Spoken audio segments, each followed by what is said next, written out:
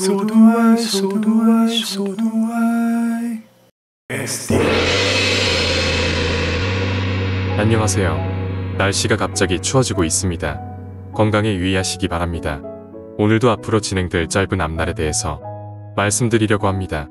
이전 영상에서 넣지 않았던 부분과 새로 나온 뉴스 때문에 보이는 미래가 있어 영상 제작하게 되었습니다. 다가올 짧은 앞날, 확실한 팩트 있다면 그 부분 지적하고 마치 예언하듯 떠드는 게 제 컨텐츠였죠. 주술 같은 얘기하고 있는 제가 누구냐고요. 저는 자유주의의 잔재죠. SD. 이전 영상에서 팩트 파악되지 않았던 부분을 그냥 뺐더니 한동훈 대표 옹호하는 영상으로 밖에 보이지 않으셨을 분들 많으실 겁니다. 그래서 저를 한동훈 맹종하시는 자가 아니냐, 그런 생각으로 오해하실 것입니다. 이 영상이 한동훈 대표 때리려고 만든 거 아닙니다. 김종혁 최고위원 한 말들로 정리한다면 윤석열 대통령과 대면하고 나와서 김종혁 최고위원이 다른 의원들에게 연락 돌렸고 대통령과 무슨 얘기 했느냐고 한동훈 대표 와보라고 해서 얘기 들었답니다. 어떤 내용들이 좀 주로 기억에 남으시나요? 일단 분위기는 어땠는지 좀 궁금한데, 분위기가 아니, 그러니까 이 모임을 둘러싸고 이게 왜 모임이 있었냐에 대해서 여러 가지 소랑설레가 있는데요.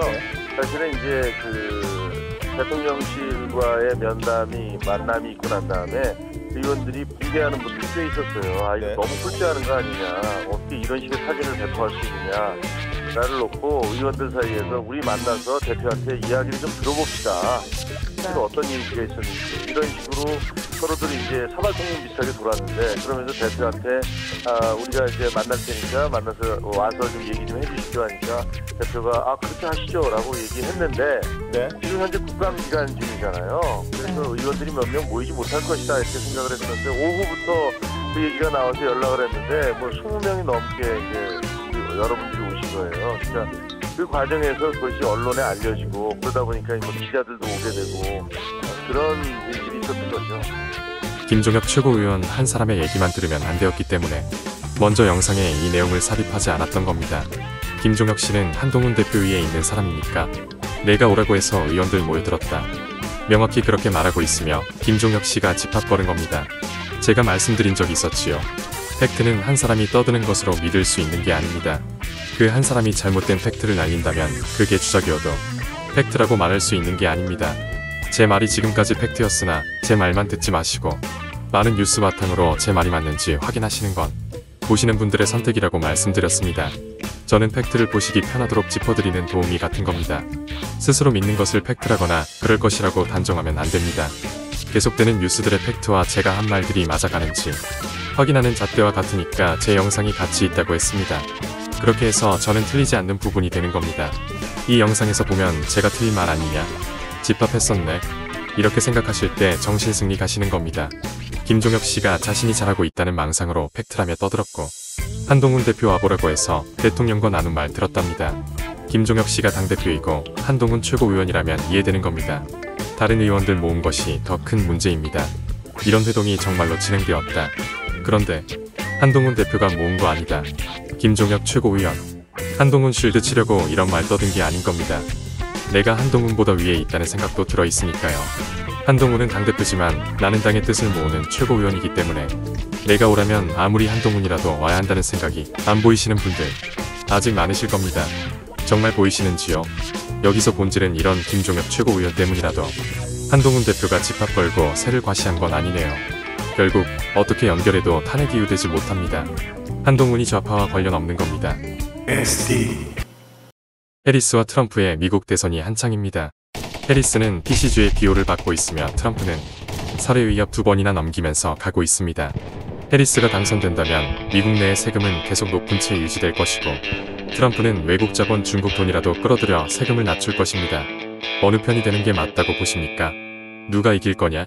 제게 물으신다면 그게 중요하지 않다고 말씀드립니다. 그래도 누군가 하나 찍어보라고 하신다면 대세로 보았을 때의 답은 이미 정해져 있습니다. 현재 세계는 PC들의 득세로 이미 KPC 중에 한 명 노벨 문학상 줬을 지경으로 망가져 있는 셈입니다.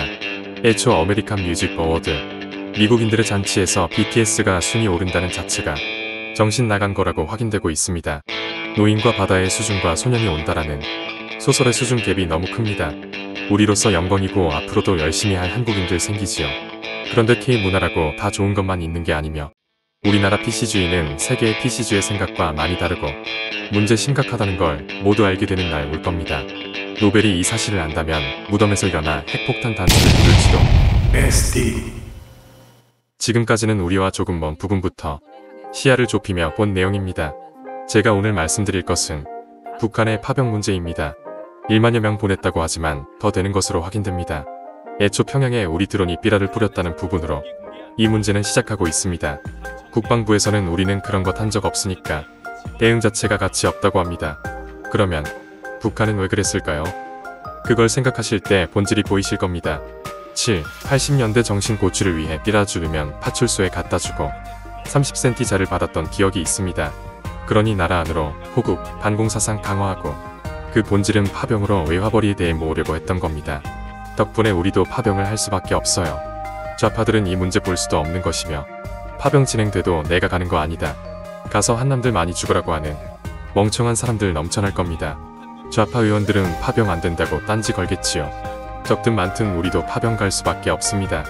자유주의 아니더라도 자유주의 흉내내야 하며 휴전이지만 북한이 주적인 대한민국에서 가만히 있는다는 건 세계의 지탄 앞에 놓일 순간 되는 겁니다. 뻔하게 전쟁광 윤석열 대통령 또 들고 나올 것이며 실제 전쟁 나서 그러다 정말 자신들 죽을 때쯤 가야 자신이 잘못 배웠다는 걸 잠깐 생각 자체도 못하는 정신 나간 사람들 보실 겁니다. 종북하는 사람들 모아서 북한으로 보내주기로 하면 그들 가겠다는 사람이 정말 있을 것으로 확인되십니까? 어떠세요? 저는 이번 기회에 제안 한번 드려볼까 합니다. 종북 좋아하고 앞서서 우리는 한 민족이며 합쳐져야 된다는 분들 북한 가실 기회 만들어 보는 게 어떨까요? 올려보내드려도 내려오실 수 없는 것이니 편도입니다만 그렇게 원하시는 북한으로 이런 분들 모아 보내드리면 현실이 많이 정리될 것으로 확인됩니다. 오늘은 여기까지만 하죠. SD였습니다.